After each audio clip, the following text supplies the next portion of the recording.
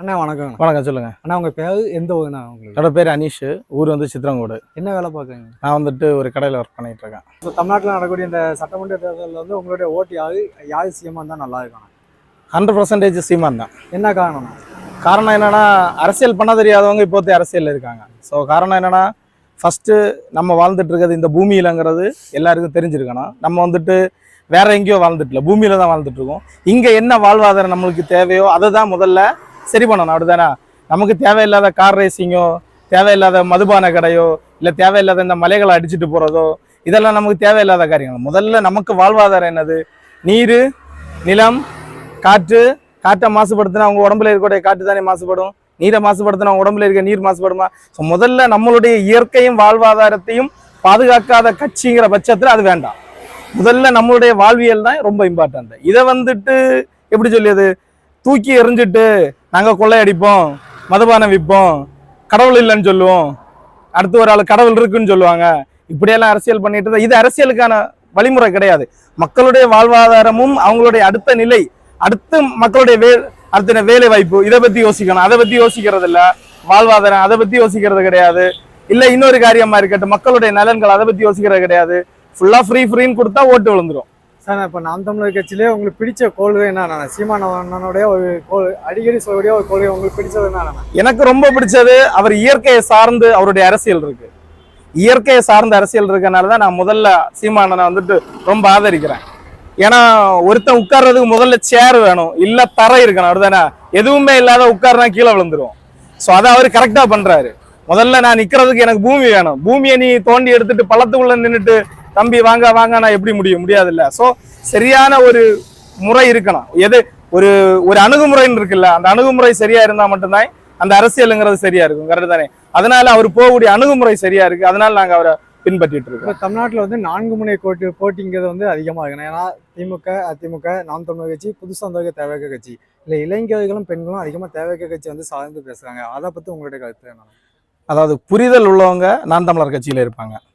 கரெக்டான அரசியல் புரிதலும் இயற்கை புரிதலும் உள்ளவங்க நான் தமிழர்களுக்கும் அந்த இளைஞர்களுக்கும் நீங்க சொல்றதுன்னா என்னென்ன சொல்ல? சிம்பிள். அதான் இன்னொன்னு சொல்றேன், நடிப்பு இதை சார்ந்து இருக்கிறவங்க, அதாவது எனக்கு நடிக்கணும், இன்ஸ்டாகிராம்ல அப்படி ஒரு வீடியோ அதுல ஒரு ஆளு அப்படின்னு பேசணும்னு அவங்க பெரிய ஆளா காமிப்பாங்க. அவங்களுக்கு வந்து விஜயோட கட்சி கரெக்டா இருக்கும். கரெக்டு தானே? எங்களை பொறுத்த அளவுல இயற்கை, மக்களுடைய வாழ்வாதாரம், என்னுடைய அடுத்த தலைமுறை சரியா இருக்குன்னு நான் தமிழர் இருப்பாங்க. எவ்வளவு வேணாலும் கொள்ளை அடிக்கலாம், ஸ்டேஷன்ல போனா மரியாதை அப்படி கச்சாப்பா நெஞ்சு நிமித்திட்டு நிக்கலாங்கிற திமுக இது போல இருப்பாங்க. இதுதான் கரெக்டான இது. உண்மையிலே இப்ப இங்க இப்படிதான் நடந்துட்டு இருக்கு.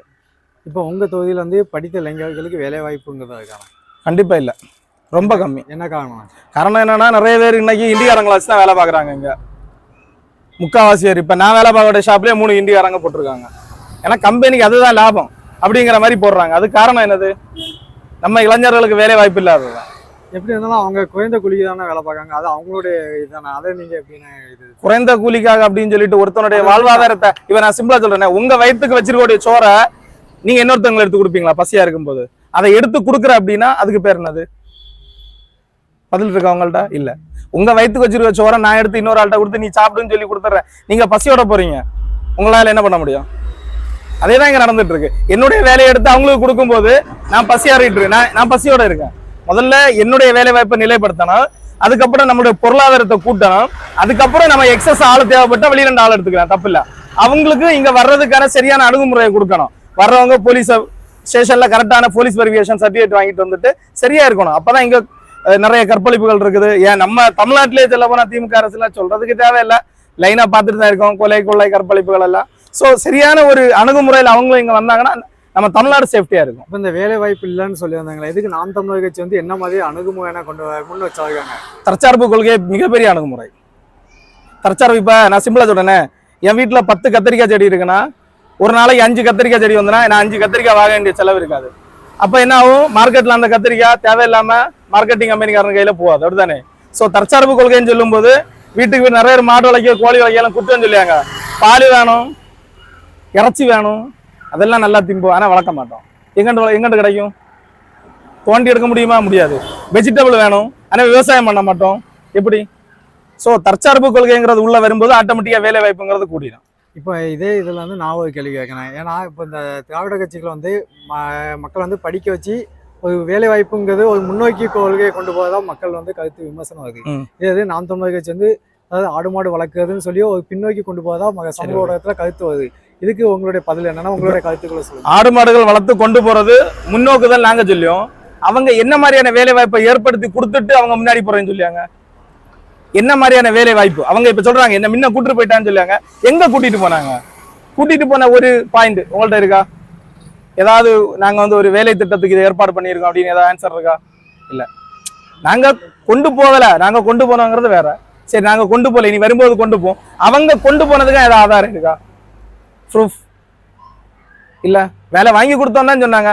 வேலை வாங்கி கொடுத்ததுக்கான ஆதாரம் காலியிடங்கள் கவர்மெண்ட்ல எவ்வளவு காலியா இருக்குது. பஸ்ஸுக்கு டிரைவர் எடுக்கல, ஸ்டேஷனுக்கு ஆள் எடுக்கல, எவ்வளவு கிடக்கு. ஏன் இதெல்லாம் ஃபில் பண்ணாம வச்சிருக்காங்க? பின்ன எப்படி வேலை வாய்ப்பு கொடுத்தாங்கன்னு அவங்க சொல்ல முடியும்? சரிதானே? இப்போ உங்களுடைய தொகுதிங்கும் போது இங்க அதிகமா கனிம வள கடத்தல் இந்த மாதிரி ஒரு பிரச்சனை வந்து மக்கள் அதிகமாக ஃபேஸ் பண்ணுறாங்க. இதை பத்தி உங்களுடைய கருத்துக்கள் என்னென்ன? அதாவது அண்டை மாநிலங்கள் வந்து கழிவுகளை கொண்டு கொட்டுவதும் இந்த மக்கள்கிட்ட வந்து கனிம வளங்களை எடுத்து கடத்தல் பண்ணுவதும் அதிகமா நிகழ்வுங்கிறாங்க. இதை பத்தி உங்களுடைய கருத்து. இந்த கன்னியாகுமரி மாவட்டத்துல பத்மநாபபுரம் தொகுதியில அமைச்சர் மனோ தங்கராஜ் அவருடைய எம்எல்ஏ இருக்காங்க. இந்த தொகுதியில தான் அளவுக்கு அதிகமா கனிம வள கொள்ளை நடந்துட்டு இருக்கு. சித்திரங்கூர்ல மட்டுமே 4-5 கல்குவாரிகள் இருக்கு. பாறைகளை அடிச்சு தாறுமாறா அடிச்சு நீ ஒரு நைட் 8 மணிக்கு மேல வாங்க, உங்களை கூட்டு போறோம். அப்படியே லைனா போற வண்டிகள் வாகனத்துடைய எண்ணிக்கையை பார்க்கலாம். அதிரக கனரக வாகனங்கள் பெரிய பெரிய லோடுகள் அடிச்சு கொண்டு போயிட்டு இருக்காங்க. என்ன யூஸ்? யாரோட தேவைக்கு? எனக்கு வந்து வீடு கட்டுறதுக்கு நல்லா போன ஒரு 3 லோடு போதும் கருங்கல். மிச்சம் உள்ள லோடெல்லாம் ஒரு எனக்கு ஒரு 10 லட்சம் வீடு கட்டுறானா? எல்லாம் எங்க போகுது? இதை யாராவது கேள்வி கேட்டிருக்காங்களா? சரி வேண்டாம், பாசு நீங்க ஒண்ணு போடுறாங்கல்ல, கேரளா தாண்டி எவ்வளவு லோடு போகுதுன்னு ஒரு நாளா கணக்கு பார்த்துருக்காங்களா? போட சொல்லுங்க ஒரு பெரிய செக் போஸ்ட்டை. ஒரு நாள் இவ்வளவு லோடு தான் வெளியே போகுதுன்னு சொல்லிட்டு அவங்கள அறிக்கை விட சொல்லுங்க. கரெக்டா விடுவாங்களா? முடியாதுல்ல, பண்ண முடியாதுல்ல. அப்படின்னா இதை பண்ணியாச்சுன்னா அவங்களுடைய வருமானம் போச்சுது இல்ல. ஸோ இங்கிருந்து பண முதலைகள் பணங்கள் நிறைய போகுது, அவங்க அலோவ் பண்றாங்க. இது மீண்டும் தொடர்ந்துட்டு தான் இருக்கு. இதனால பாதிக்கப்பட போறது வந்துட்டு அவங்களுடைய குடும்பமோ இல்ல திமுக குடும்பமோ கிடையாது, எங்களுடைய குடும்பங்கள் தான் பாதிக்கப்பட போகுது. அதனால அடுத்த ஒரு ஆட்சி மாற்றம் ஏற்பட்டால் மட்டும்தான் இதை சரி கட்ட முடியும். இப்போ இந்த கனிம வள கடத்தல் இந்த பிரச்சனையில வந்து நாம் தமிழர் கட்சி மக்கள் கூட எந்த விதத்துல நின்று சப்போர்ட் பண்ணுது, எப்படி போராட்டத்துல ஈடுபடுறாங்க? அதாவது இது வரைக்கும் நாங்க குறையாம 200-300 போராட்டத்துக்கு மேல முன்னெடுத்த சவால்கள், போலீஸ் கேஸுகள் இதெல்லாம் என்ன? நாங்க மக்களுக்காக முன்னணிப்போம். எங்க பேர்ல கேஸ் போடுவாங்க. அதிகமான வழக்குகள், கொலை மிரட்டல். ஒரு வாட்டி இதே சீலானனை வெட்டோத்தி எடுத்துட்டு துரத்துனாங்க. நாங்க வந்தப்புறம் எங்களை கண்டோன்னு விட்டுட்டு ஓடினாங்க. இந்த மாதிரி நிறைய சம்பவங்கள்லாம் நடந்திருக்கு. இவங்க காசுக்கு மேல என்ன வேணாலும் பண்ணட்டும், பிரச்சனை இல்லை. ஆனா நாங்க கடைசி வரைக்கும் நாம் தமிழர் கட்சியில தான் இருப்போம். இந்த இயற்கை வள கொள்ளைக்கு எதிராட்டு கண்டிப்பா போராட்டம் நடத்துவோம். ஸோ பணத்துக்காகவும் இன்னொன்னு ஒரு சினிமா காட்சிக்காகவும் பின்னாடி போறவங்க போட்டு நாங்க போக மாட்டோம். நாங்க என்னைக்குமே இந்த பூமிக்காகவும் எங்களுடைய பூமி தாய்க்காகவும் இந்த இயற்கைக்காகவும் மட்டும்தான் நாங்க இந்த அரசியல்ல நிற்கிறோம். ஆனா இப்போ அதாவது உங்களுடைய பிரதிநிதி பார்லிமெண்ட் அதாவது எம்பியா அண்ணன் விஜய் வசந்தா இருக்காங்க, இந்த சட்டமன்ற உறுப்பினர் அண்ணன் மனோ தங்கராஜ் இருக்காங்க. உங்களுடைய செயல்பாடு வந்து மக்களுக்கு எந்த அளவுலான பயனுள்ளதா? உங்களுடைய கருத்தை சொல்லுங்க. பயனில்லை, சுத்தமா பயனில்லை, நோ யூஸ். எதை வச்சுன்னு சொல்றீங்க? எதுனாலையும் இல்லை. அதாவது மக்களுடைய தேவைகள் எதுவும் நிறைவேற்றப்படலை. பத்மநாபபுரம் தொகுதியில இவ்வளவு குளங்கள் கிடக்கு, தூர் வரப்படலை. சாலைகள் டேமேஜா இருக்கு, அதுக்கான ஏற்பாடு எதுவும் பண்ணல. கனிம வள கொள்ளை நடந்துட்டு தான் இருக்கு. நீங்க எதெல்லாம் எதிர்க்கிறீங்க? சிம்பிளா ஒரு கேள்வி. உங்க வீட்டு சாலைகள் சரியா இருக்குன்னு கேக்குறீங்களா? அது சரியாச்சா? இல்ல. அடுத்தது என்னது? உங்க வீட்டு குளம் நல்லா இருக்குன்னு ஆசைப்படுறீங்களா? சரியாச்சா? இல்ல. உங்க வீட்டு பக்கத்துல இருக்க மலை இயற்கை வளங்கள் பாதுகாக்கணும்னு நேசிக்கிறீங்களா? அது இல்ல. இது மூணுமே இல்லாத பட்சத்துல எப்படி சரியான அரசியல் கொடுத்தாங்க? சரி, ஸ்டேட் கவர்மெண்ட் தான் இப்படி, சென்ட்ரல் கவர்மெண்டா தட்டி கேட்கணும்ல, கேட்கணுமா இல்லையா? அதுக்கு தானே ஸ்டேட் அண்ட் சென்ட்ரல் இருக்குது. ஸோ முடியாத பட்சத்துல விஜயவசந்தா தட்டி கேட்கலாம்ல. இவ்வளவு மக்கள் எதிர்க்கிற பட்சத்துல நீங்க எதுக்காக இதை பண்றீங்க அப்படின்னு ஏன் கேட்கல? பணம் போகுது, கேட்கல, இவ்வளவுதான், சிம்பிள். ஒரு கையெழுத்து, இங்க ஒரு பாறை அடிக்க ஒரு கையெழுத்து. முதல்ல யார் கையெழுத்து போடணும்? முதல்ல யார் வந்து பார்ப்பாங்க அந்த பாறைய? லோக்கல்ல இருக்கக்கூடிய பிரசிடண்ட், மெம்பர். அதுக்கப்புறம் யாரு? Collector, MLA. அதுக்கப்புறம் யாரு? எம்பி. அதுக்கு அப்படிதான் சட்டசபையில போய் கையெழுத்தாய் வரும். இவங்க எல்லாரும் கண்ணிலையும் என்ன மண்ணு தூக்கி போச்சா? இவங்க யாருமே இங்க வந்து பார்க்கலையா? உங்களுக்கு தெரியாதா இதெல்லாம் மக்கள் வாழ்ற பகுதி, இங்க பாறைகள் அடிக்க கூடாதுன்னு? இவங்க எல்லாரும் பணம் வாங்கிட்டு தானே கையெழுத்து போட்டு கொடுத்துருப்பாங்க. அப்ப இது மக்களுக்கான ஆட்சியா இல்ல சுயநல ஆட்சியா? சொல்லுங்க, உங்கள்ட்ட ஏதாவது ஆன்சர் இருக்கா? சுயநல ஆட்சியா மக்களுக்கான ஆட்சியா? அப்ப அப்போ உங்களுடைய வாக்குங்கிறது வந்து நாம் தமிழர் கட்சி தான். 100%, 1000%. சீலானனுக்கு தான். எங்க நாம் தமிழர் கட்சியில் இருக்கக்கூடிய பத்மநாபபுரம் தொகுதியில் இருக்கக்கூடிய வெற்றி வேட்பாளர் சீலானன் மட்டும்தான் கொடுப்போம். அது இந்த காலம் இல்லை, எந்த காலமானாலும் அவருக்கு மட்டும்தான். நன்றிங்க. நன்றி.